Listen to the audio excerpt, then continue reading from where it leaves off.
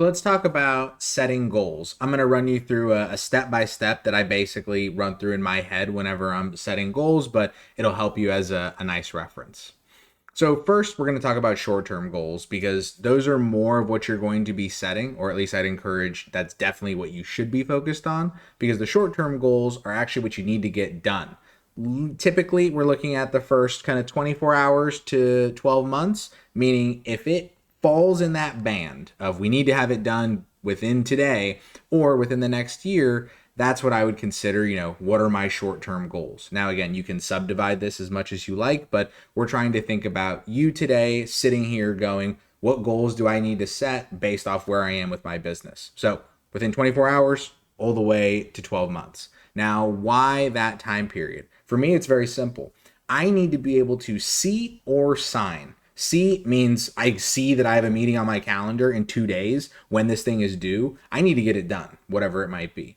Or sign, people sign regularly multi-month or sometimes multi-year, but 3, 6, 9, 12-month agreements for lots of different things. Contractors, software, offices, etc. So within that, if I can see it or I can sign for it, I should pay attention to it because those are decisions that come up quick. 12 months passes really quick. And if you don't believe me, just think about it. And I guarantee that wherever you are, if you had to rewind a year, you can't believe that it's been a year.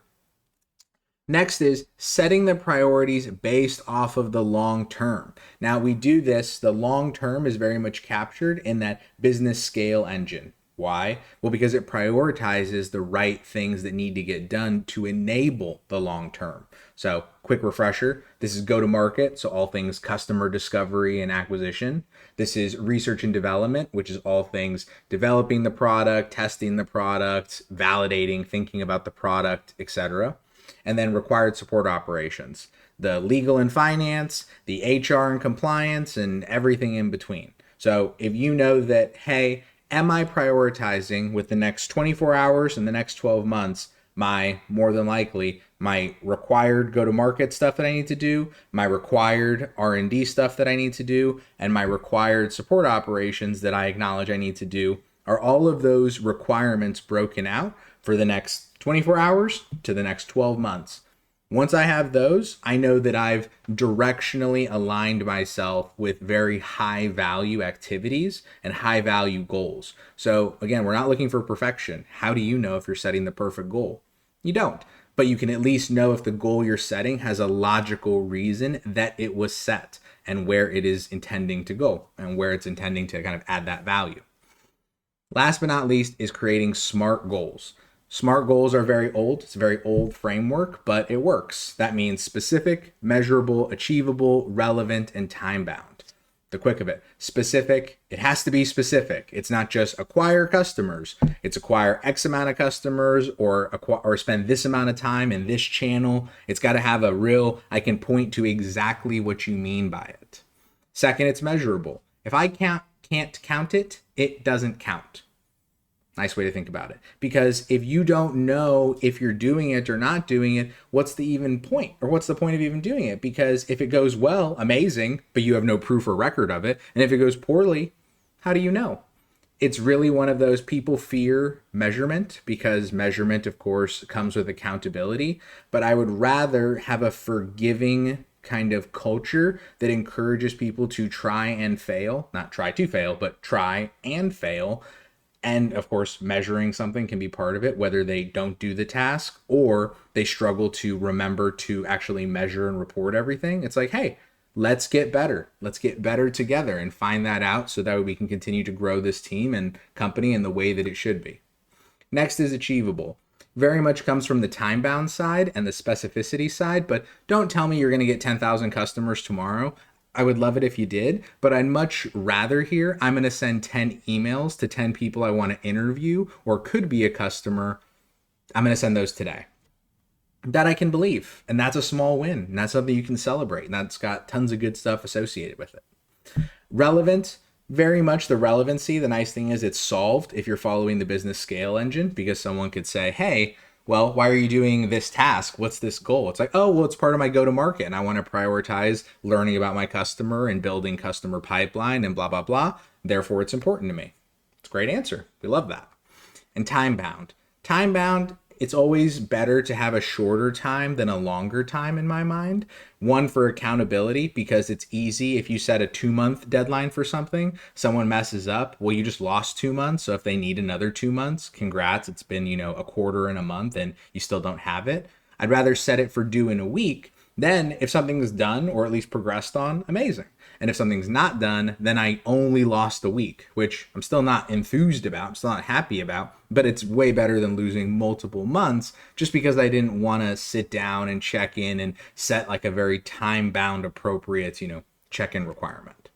So that's all things short term. So if you're thinking about what goals matter, how do I focus, what should I be thinking about, think about this framework and what comes to mind across the business scale engine that affects the next day to the next year.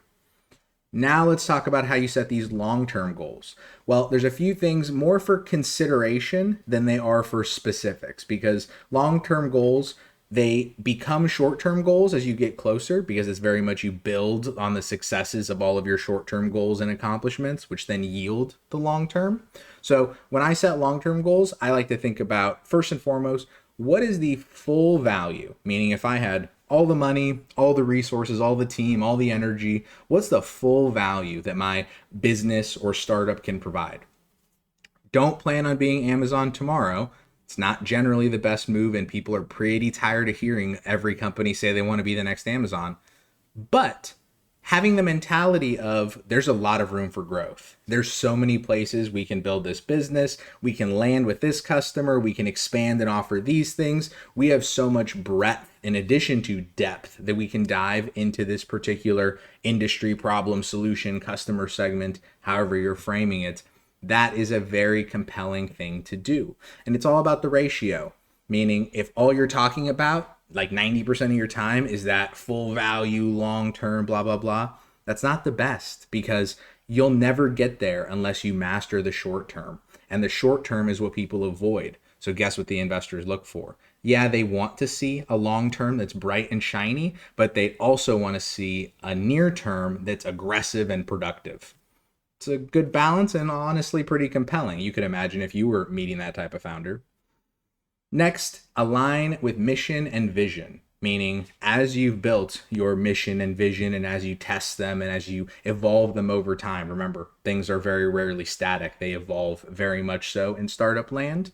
But ultimately you go, are the goals that we're setting, whether it's the features that we want to offer, the geographies we want to be in, the customer segments that we want to serve, the value ultimately that we want to provide to the broader, ecosystem, the world.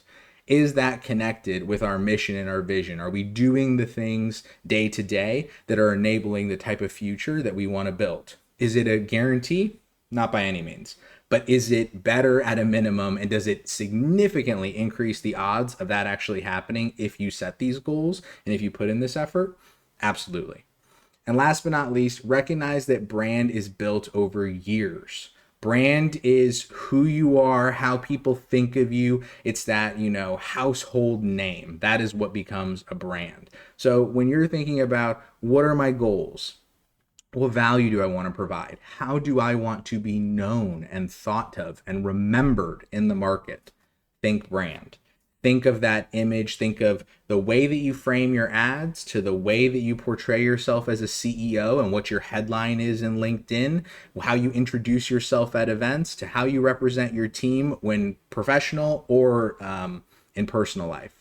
These are all things that contribute to you, your team, your company, the perception generally that people have of you holistically. And it's not that you have to live in the what's everybody going to think about me kind of life, but you have to be conscious that people are going to look at you and you are going to be engaging with a lot of them and wanting to basically negotiate or learn or get something out of them in some way, even if it's just community. So being conscious of where is my startup going if things go well? Am I aligned with my mission and my vision of what I'm trying to build? And am I thinking about the type of brand that I'm building both now and in the future so that I get the future that I actually want?